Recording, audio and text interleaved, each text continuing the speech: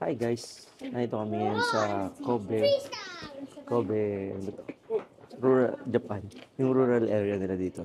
So today nakakita kami ng full bloom na cherry blossom. And for today's video, nandito kami ngayon sa Hakutsuru Sake Brewery Museum. So dito makikita natin kung paano ginagawa yung sake. So meron silang 10 steps para gawin yung sake. Here, nag-start tayo sa rice washing, steaming, cooling, mold culturing for the steamed rice, seed mash, then here, main mash, filtering, steaming, and pasteurizing, storage, and barreling. So dito, makikita natin sa museum, sa loob, makikita natin kung paano talaga ginagawa. So tara, pasukayan natin siya.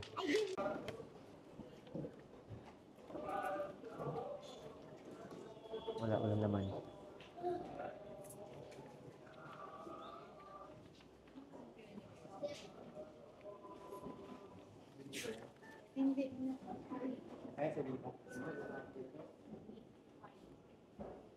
First floor, second floor.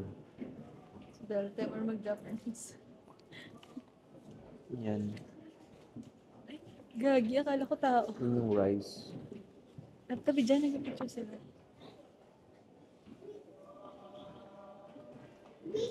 So I guess this is the first step. Oh no, this is not the first step. This is the second step. This is steaming. Ah. So guys, ito yung steaming. So Makikita meron niyo silang dito. ano yung tao. Kung gusto na makinig, meron naman silang mga ganito. Mga QR na pag Translator. Scan mo, tapos scan. mapapakinggan mo Yes. siya. So, kahit wala kang tour guide, okay So lang. dito, dun sa malaking basket nila dyan, may rice dyan. Ito yung nilagay mo. Dito nilalagay yung rice, tapos ni-steam nila. Ay, ito, sorry, it's mali. Tubig to. Kasi nilalagay Dito yung yung rice. Yan, sorry.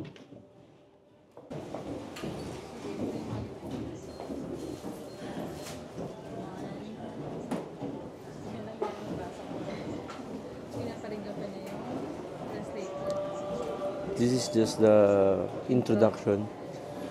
So, per set, ano talaga? Per QR code talaga. Ito pala yung ano. I guess I think this is the first step. Nilalagay dito yung rice, yung binabasa. Tapos, tinutumba nila para malinis, matanggal yung tubig na madumi. So, ito yung first step. Rice washing. Then, ito nga. Ito yung second step natin. Yung steaming na. So, tapos tayo dyan. So, 3. Cooling. Is this cooling station?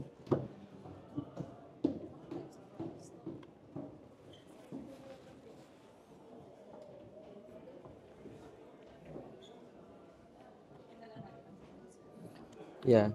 Mahirap magula. Ito, sure ako ito yung rice. Palay pa lang yan. Tama, ang galing mo.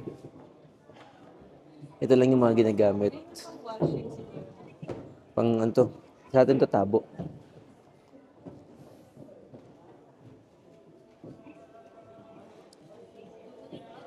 Okay, so next step natin is Cooling. So ito siya yung actual way nila Ito yung hooray. for the So, cooling. pagtapos natin i-steam, yan na, binibilad para magano. As in lumabas yung rice na steam. guys yung binibilan nila. Hindi pa lang Hindi palay. Rice ang na binibilad.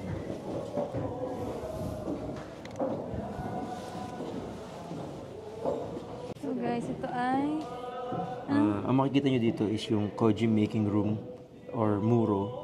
So, ito yung step by step niya. Pababa. So, after nating i-cool, I don't know kung ano yung ni-sprinkle nila. Tapos minumold lang. Tapos palay. Tapos nilalagay dito sa lalagyan. Iniihip nila matanggal yung mga dumi doon sa palay. Ay, sa... Oh, maybe. So, Nanguhula yung na history. ano nila, yung rice, nilalagay nila sa mold. So, yeah, ito yung yan.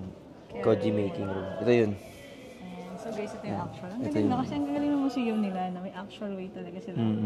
Like may mga figurines na mukhang tao talaga. And then ito yung magiging last part niya. Yan, ito yung ano, nilalagay sa mold. Ito yung process na bago i-culture or I think it's fermentation ata. Ang tawag sa ganun. Sige guys. Sana tama lahat ng sabi namin today. I think yung mga minug natin kaninang mga rice is dito nilalagay para ma-ferment siya. Fermentation. Ferment. Ito yung kinu-culture nila yung Rice. rice. Guys, ito naman yung Ito yung shubo mashing. Or I think that's seed mash.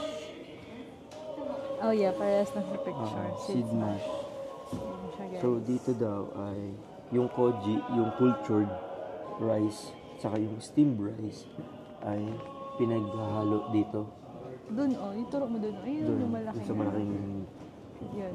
kawa, timba, kung ano man yan. Tapos doon nila parang hinahalo. Parang ganito guys. Ayan. So guys, ito yung actual niya na Ayan. Yung paghahalo niya nung ang galing talaga. koji and nung Grabe. steamed rice. Sobrang Kaya actual. kung makikita mo may mga buo-buo. Kasi parang dinudurog nila, no? Smashing eh. Ang galing talaga guys yung ano nila. Pagkaka-museum nila, grabe. Mukhang tao talaga yung yung wax Huwag kang pupunta figure dito ng nila. gabi. Amazing. Sobrang detailed nung ano nila, After further fermentation, there is more rapid bubbling due to the generation of carbonic acid. This state of high bubbling continues for about 1 week. When the bubbles are large and light, fermentation has reached. Ito yung 3-stage Mashing. Yan. So, ito yung figure. And then guys, mayroon pala nito. Yung pipindutin mo lang yung English. Tapos lalabas yung video And then niya. meron silang video on how it was done. Alcohol fermentation. Grabe. Filmed The motomi, or 1928 pa. fermenting mixture, is prepared by adding koji, steamed rice, and water to the Grabe, moto. ang luma na ng video. The motomi for sake is prepared Oh, in 3 no. separate stages. Yan, 3 separate stages. Mashing. Traditionally, the moto was first transferred to Galing, large grabe. tubs and mixed thoroughly Grabe with ang effort koji, gumawa ng steamed sake. rice, and water. Grabe. Mass production When na yan guys, nung fermentation panahon ng begins, 1928. bubbles rise to the surface. In the olden days, the froth was removed night and day so that none spilled over. Grabe. Amazing. It was amazing, ah. Today, the entire Ayan, process factory takes na place in stainless steel tanks. Automated temperature control ensures the motomi is kept cool to maintain optimum conditions for fermentation.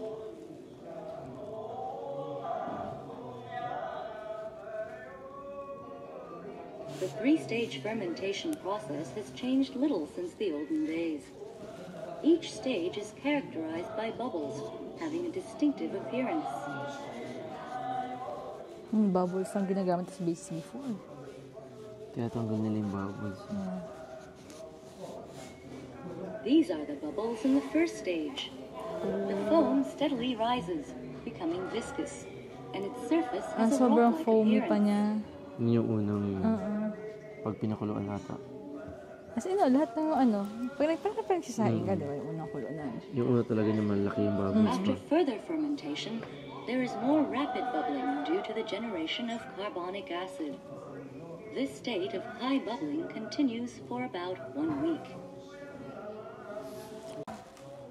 So guys, ayan yung process na yun. Tapos na labo. So, kaya ba lalaki ng lagyan dito?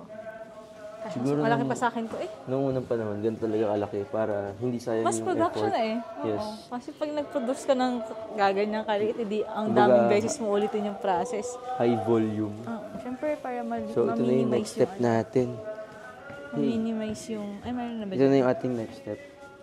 Sedimentation, fining, or pasteurizing. Kadans. At siguro yung mga ganyan namin. Grabe. Ito na yung may konting process na ng mga paapoy-apoy. updated na. Medyo science na yun. So, medyo matagal na tayong tapos doon kaya natin ma-explain. And then we are here at storage. storage na yung ano natin. So, dito pala ginagamit din yung mga lalaking lalagyan. Pero ngayong mga medyo... Yeah, but ito na siya ngayon, I think. Yeah. This is Yung the mga modern, modern. way of doing the sake. So, makikita niyo yung mga ancient materials na ginagamit nila pang ano. Well, naman lang kung ano to. Siyempre natin mababasa. Yeah. Pero, andito eh. Bet na bet ko talaga yung pagkakaano nila. Pagkahawak nila ng mga bagay-bagay. It feels like you're there.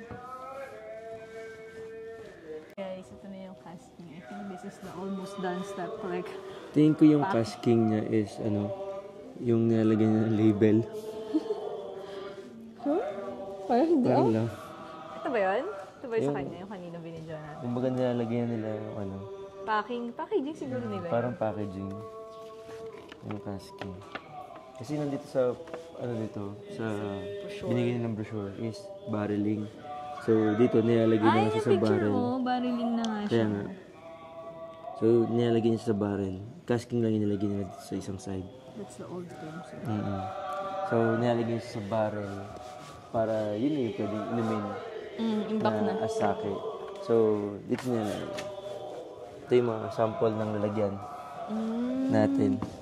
That's how they, benta na da, ano. Or the store, they store na for real, the sake. Small, medium, large daw. Bottoms up daw, guys. Bottoms up. Yan. Guys, ito nga pala yung iwan ko yung steps kanina. Filtering. So, ayun yung process niya. So, I guess itong mga cloth na to, yun yung mga ginagamit pang filter. Kung makikita nyo dito, is ito ata yung mga cloth na ginagamit. Tapos, ayan, sinifilter dito. So, from here, babagsak dito yung katas. Tapos, i-filter dito. Tapos, yung na-filtered, mapupunta na dun sa barrel. Ayun.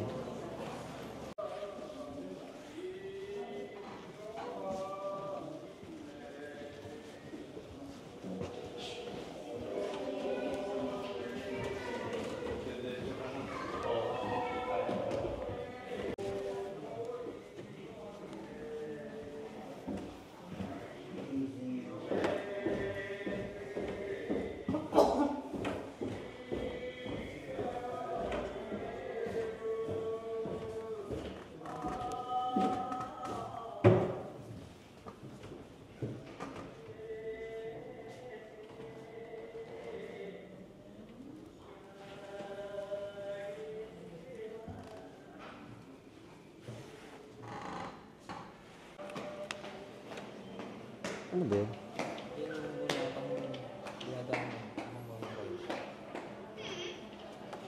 Tapos yung second.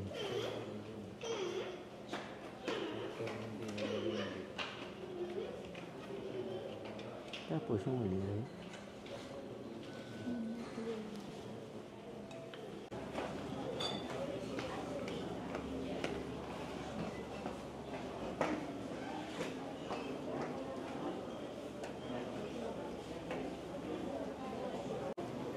Guys, meron din nga pala siyang souvenir shop dito sa museum. Pwede kang bumili ng sake and other Meron din sila dito sake ice cream. So, later siguro tatry namin siya. Ayun. Do you season the sandwich with the media? Ready na ba kayo mag-inom? I will try it. One at least. Dahil wala po ang kanyang asawa. Magwawalwala daw po siya. Love, dala pa daw. And guys, truth. So, ito yung free. Okay. Ito siya. Tokubetsu Junmai Genshu Kura. Sabay-sabay nyo inumin. Here's natin. Oh, so amazing. Nilaklak lahat more. Parang mas dahil masarap yan. Titigil mo lang. Try mo muna. Magkaiba ata ang lasa to. Kunin mo yung sa kabilang cup na lang iba. Ayan, so ibang flavor po ito. Parang lemon something kasi to, oh. May lemon na yung ano yun. So, gusto yun yung flavor niya. Wala na ito mahigop. Refill lang. Taksin mo lang yung amazing.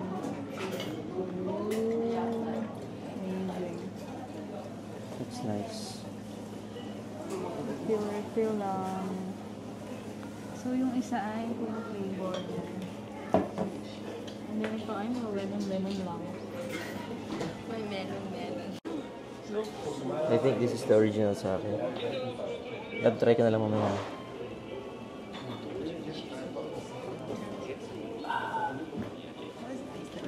Parang gin. Hagod ba? Ay, sa lemon.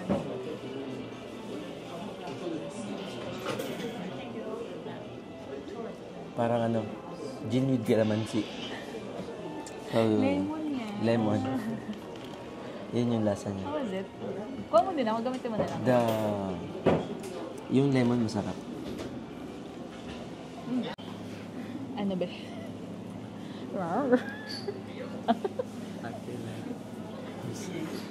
I'm a little tipsy. Sabog. Parang ito ba? Nakadag siya. So guys, we're gonna taste the lemon flavor lang. Tikman natin siya. Tikman natin ang kanyang lasa kung anong kasi magiging reaction to it. Cheers. Nahirap naman mag-dip. Gin. Kalasa siya, wait lang. Pero masarap yung pagkakalita niya. Hindi siya lasang sa akin na, hindi na siya lasang something, pero masarap yung pagkakalagay niya ng lemon. Masarap yung lemon, I think, talaga. So, parang ito yung drinks na mapapainom ka na mapapainom kasi nga masarap siya. Pero in fairness, may hagod siya, wait lang.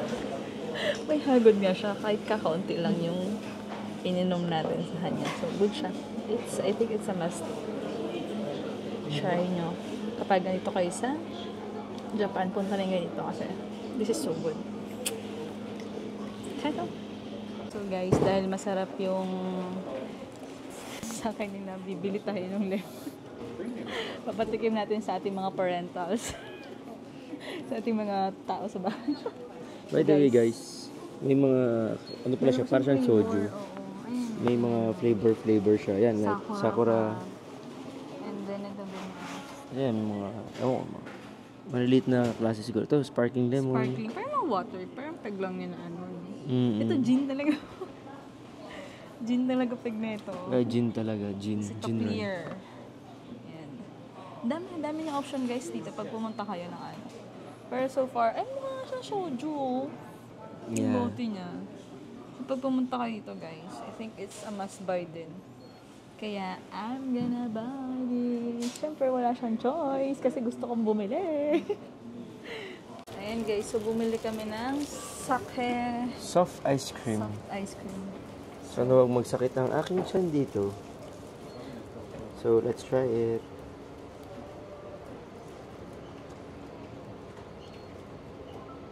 How was it? Parang buko. Parang talaga siyang buko lang. Kasi, actually, pwede naman. Yeah, makes sense naman. We rate it. Medyo last yung lasa niya. Hindi siya, Siya ganun in-expect kalasa. kong, well, hindi mo mahilig din sa mapait or something. Pero lasa siyang buko. So, I think mga 8 over 10 lang. Okay. So guys, what can you say about the sake? Wishy! Vanilla? Kanina ba? Kasi buko. Parang buko. Oo, may pagkabuko. May buko talaga ang ano. Hindi, may gano'n. Kalala. Na ano. Tsara ko. So guys, we're gonna try it.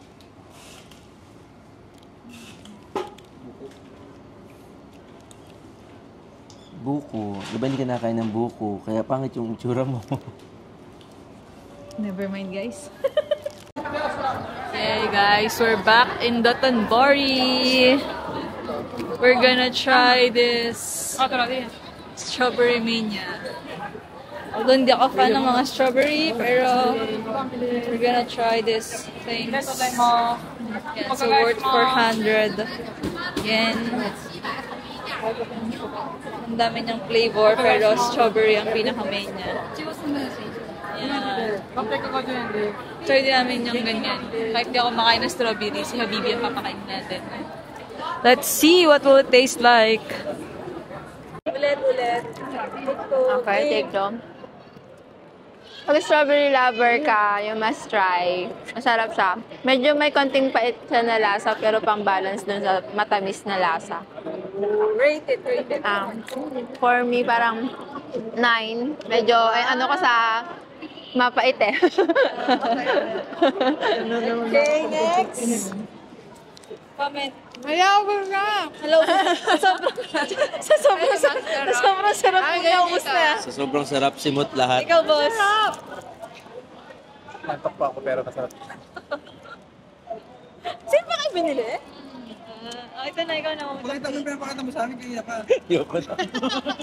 Manyak ko. Mochi. Ano ne. Mochi, sarap. The strawberry is medyo may konting asim, pero malambot. Masarap siyang kagetin. Parang nakain namin sa Nara. It tastes good. Umupakita to. Hindi malambot eh. Ang baboy nyo kasi, ano ba yan? Lagi na lang rated SPG yung video ko. Pag kayo magkakasama. Rate! Rate.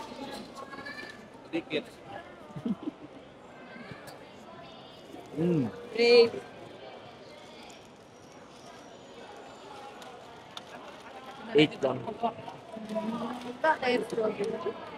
Hindi rin siya maasim. Pero siya maasim. Yung strawberry masarap. Yung mochi. Strawberry itself, 10 out of 10. Pero yung mochi niya kasi, yung feeling niya, mas masarap yung nasa... Ayun, nasa na. Nara ba yun? Gagawin, no? Ano to? Masarap yung nasa. Masarap yung na-try namin last time. Kesa dito. Pag mo isa! Sa may girit din sa Tondori. Wait.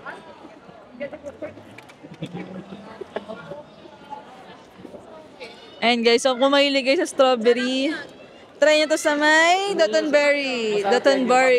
Strawberry mania. Itong mga to, pag ito kasama ko lahat ng video ko, rated SPG. Ano ba yung naman kailangan? Ito masarap. Joke lang, wala pa na. Try natin. Ito ba? Ito ka lang para. Lapit mo yung mic. Hindi nakabukas yung mic ko eh. Okay lang, sige go. Uy, may crispiness.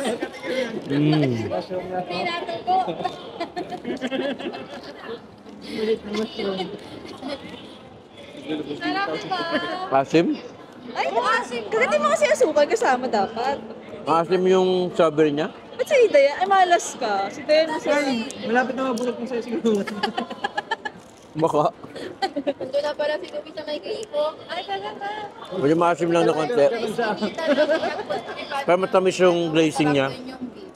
Yung masarap. Great. Kung i-rate ko siya, mga 7. Siguro dahil maasim. Guys, napaasim yung kain niya ng Saka strawberry. isa pa nga, masakit sa ngipin.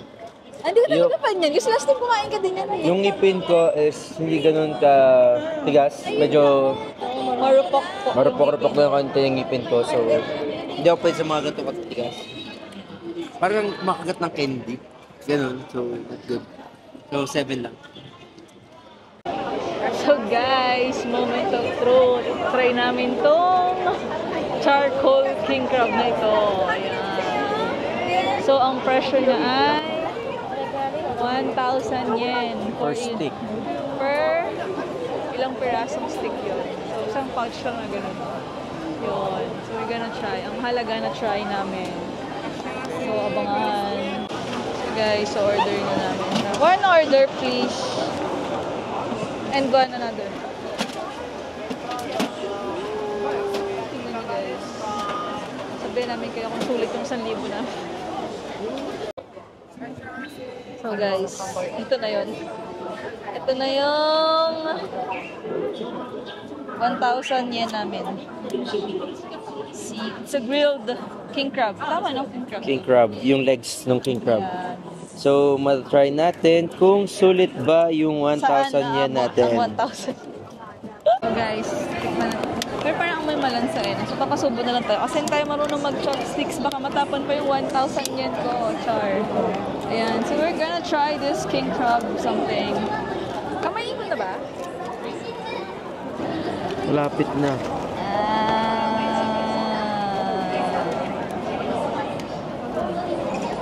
So guys, ang hirap na palang kainin.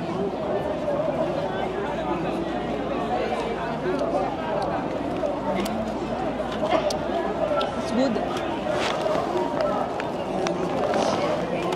Kamayin ko na nga. So guys, masarap siya. Kahit wala siyang kalas, wala siyang mga butter, ganun. Pero sobrang lasa nung ano niya. Should. Ano? Anong lasa ba? Hinihaw na crabs. Yeah, malasa siya. Kahit hindi siya ganun, wala siyang salt something. Yung amoy niya yung nagpapasarap sa kanya. Yung charcoal grilled yan. Okay naman siya. Pero hindi masyadong mahal sa crab din. So, babaya ko na kay Mrs. lahat ng pagkain. Yan.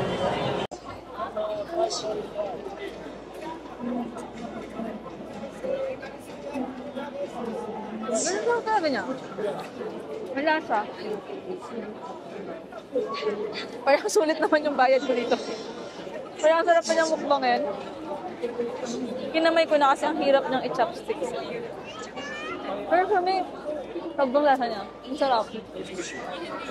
Kung hindi lang to ganito kamahal. Tapos ganito kaunti. Nakakaumulta ako. Kung gusto i-try to guys, tapat lang siya ng Starbucks. Malapit lang siya kay Glinko. Dito sa Majutan Bori. So for me, it's a 10 over 10. Kahit wala siyang kahit ano. So sobrang lasa na talaga. Dito, oh. Mitarashi dumpling. Mitarashi dumpling. Ito, oh. Kita yung pangalan, oh. So guys, ito yung kakain nila ngayon. Try lang. Tikiman lang muna. Sinasawsa. Rice dumpling na sweet soy sauce. Okay, taste it. Ang gulo naman ni Per.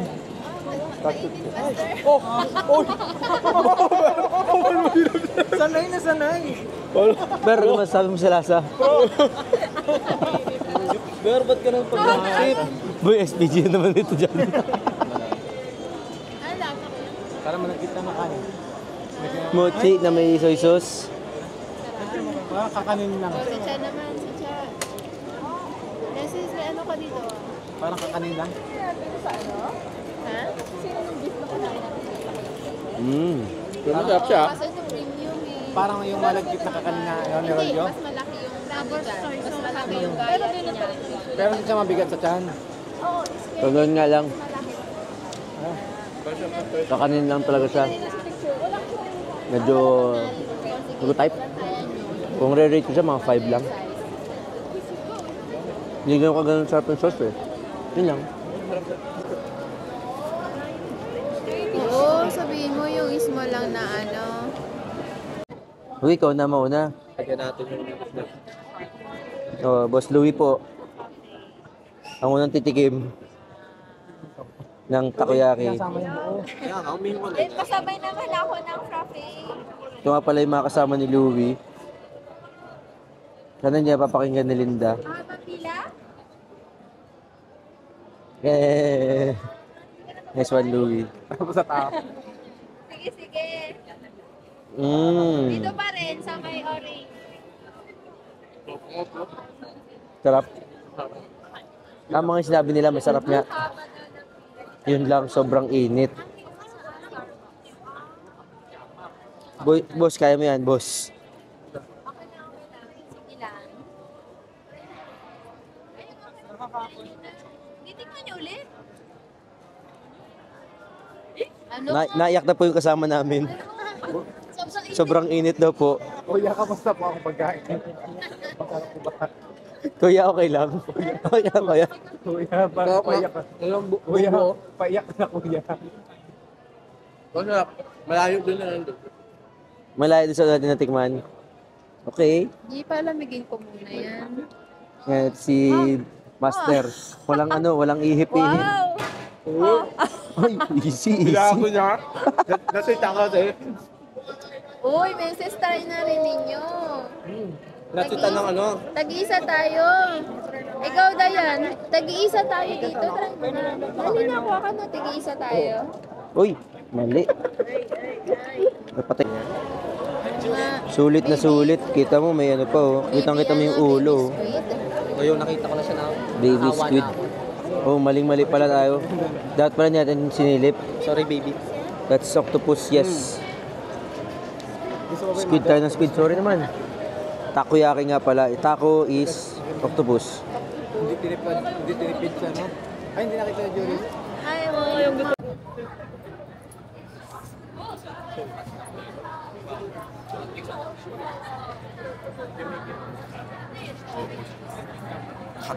Cut, then squeeze. 5 7 orange. Okay, that's nice.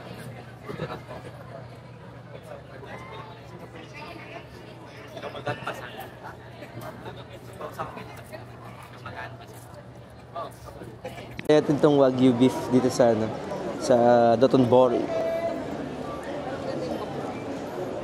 Medyo parang paluto ah. May konting pula-pula pa pero laban na ito.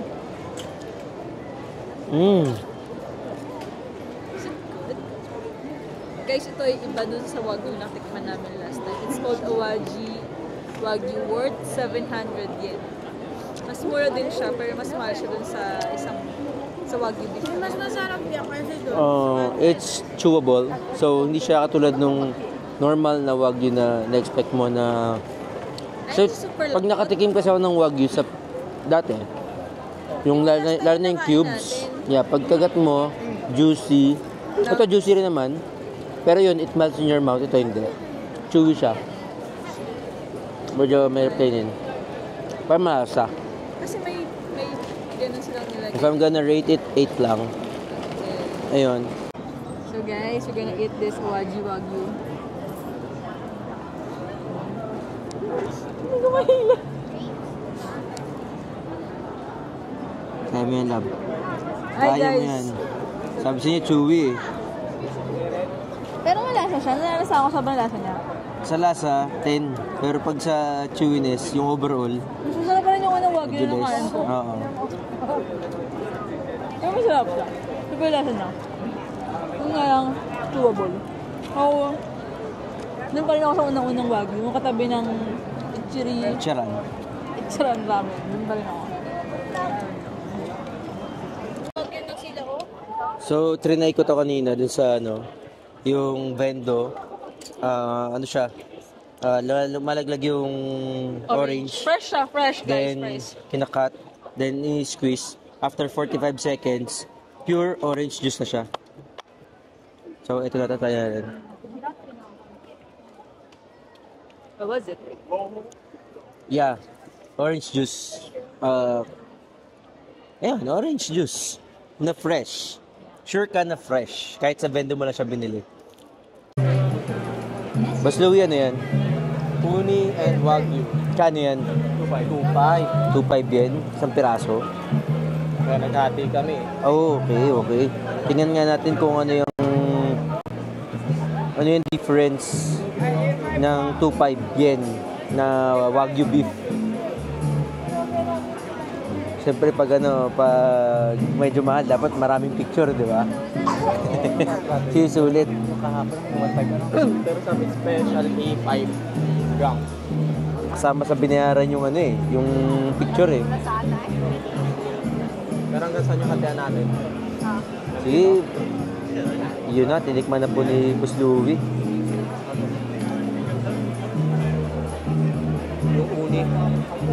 Yung parang ikaw natutugnaw. Ano yung uni? Ang uni, alam ko yun yung sa parang urchin eh. Searchin? Ah, okay. May raw siya. Meron siya. Parang medyo may konting kahit. Pero yung beef niya, Uni, anong taste niya? Konting pait lang. Pero mamaya ko. Hindi ko wala. Tapos wala siyang lansa. Di ba dagat? Sa dagat ko dito. Kaya na first. Hanggang dito pero hanggang dito. Tapos yung ano niya, Huwag yun. Parang ako. Parang ako. Hindi, yun na sa'yo na lahat yan. Kinuha ni... Tapos yung Hindi na po ninamnam ang ano? yung karne niya, hindi five lang. Ayun, masarap kaya gatin. Chewy o melts in your mouth? Melts in your mouth? Ganun ba talaga pag medyo mahal, no? Mga pag 2.5 yung ano? Kasi kahit hindi siya masarap na, hindi mo masarap siya kasi 2.5. Kailangan niya maging masarap. Mindset ba? Mindset? Mindset. Kasi imagine 2.5 compared to the 1.5 lang.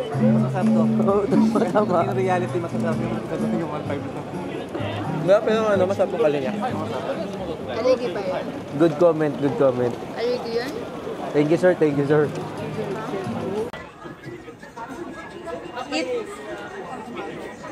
Gyoza. Sa bilihan ng may sura ng gyoza. I-picture sa labas. Let's try it.